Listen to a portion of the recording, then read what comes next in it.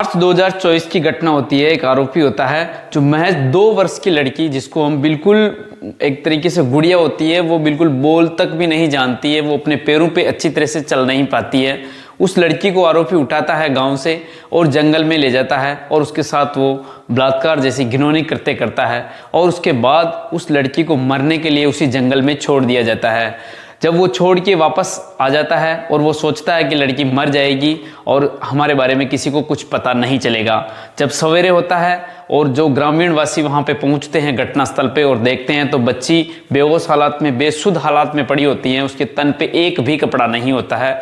तो पुलिस वालों को फ़ोन करते हैं, पुलिस पूरी टीम के साथ वहाँ पहुँचते हैं और पहुँचने के बाद जैसे ही उसको उठाते हैं वहाँ से और अस्पताल में ले जाते हैं और अस्पताल में ले जाने के बाद उसको जब डॉक्टर पोस्टमार्टम रिपोर्ट करते हैं और उसकी जांच करते हैं और वो बताते हैं तो जो पुलिसकर्मी होते हैं वो हैरान और परेशान हो जाते हैं और डॉक्टर बताते हैं कि लड़की के साथ बलात्कार जैसा घिनौना करते हुआ है।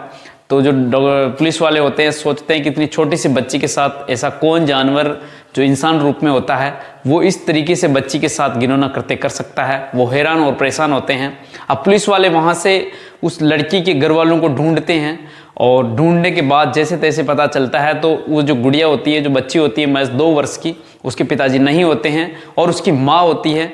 माँ को जैसे तैसे करके पुलिस वाले उसको संभालते हैं, ढूंढते हैं।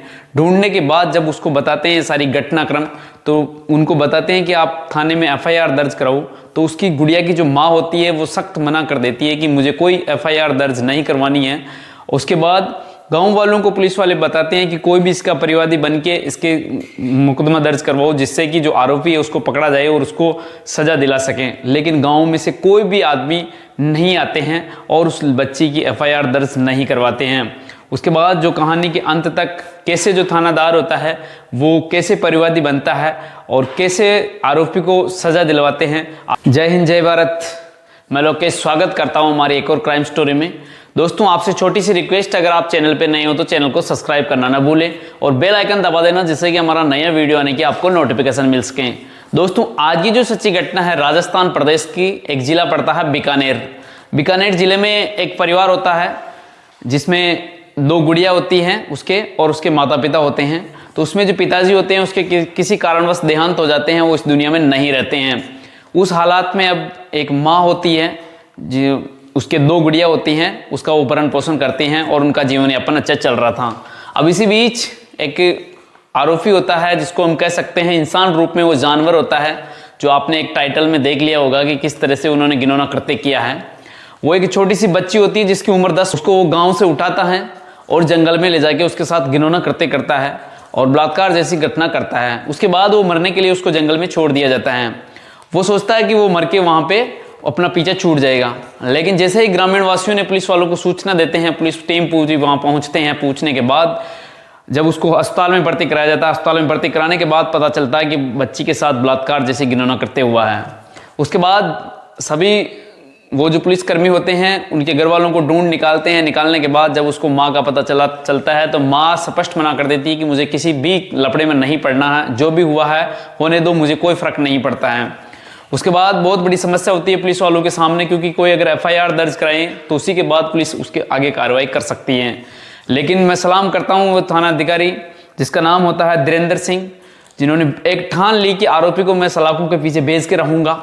वो किसी भी हालत में पीछे नहीं हटता है और वो ग्रामीण वासियों से अपील करता है, रिक्वेस्ट करता है कि आप एफआईआर दर्ज कराओ, उसके बाद मैं जो आरोपी है उसको ढूंढ निकालूंगा और उसको सलाखों के पीछे भेजने की मेरी गारंटी है। लेकिन गांव वासियों ने किसी ने भी उस धीरेन्द्र सिंह को नहीं कुछ सपोर्ट करते हैं और कोई भी उनके खिलाफ एफआईआर मुकदमा दर्ज नहीं करवाते हैं।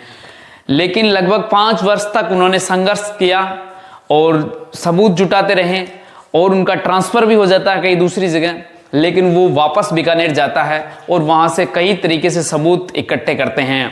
और इकट्ठे करने के बाद एक आरोपी होता है, एक आरोपी को एक शंकरलाल जाट के रूप में आरोपी की पहचान होती है और उसको कई तरीके से सबूत इकट्ठे करके खुद परिवादी बच्ची के बन के एफआईआर दर्ज करते हैं और उसके बाद पूरी कार्रवाई करते हैं। और लगभग 3 साल की पूरी कोशिश के बाद वो जो शंकरलाल जाट होता है उसको सलाखों के पीछे भेज दिया जाता है और आज भी उसको उम्र कैद की सज़ा दिलवा के रहा है। ऐसे जो बहुत ही बड़े महान भावक जिसको कह सकते हैं, जिसको महान कह सकते हैं अधिकारी, जिसकी वजह से वो आज भी सलाखों के पीछे हैं और वो जो छोटी सी गुड़िया होती हैं उसको एक न्याय दिलाया और उसके बाद उन्होंने एक बहुत ही अच्छी संस्था के अंदर उस बच्ची को रख दिया गया और उसकी देखरेख आज भी है और वो सुरक्षित है।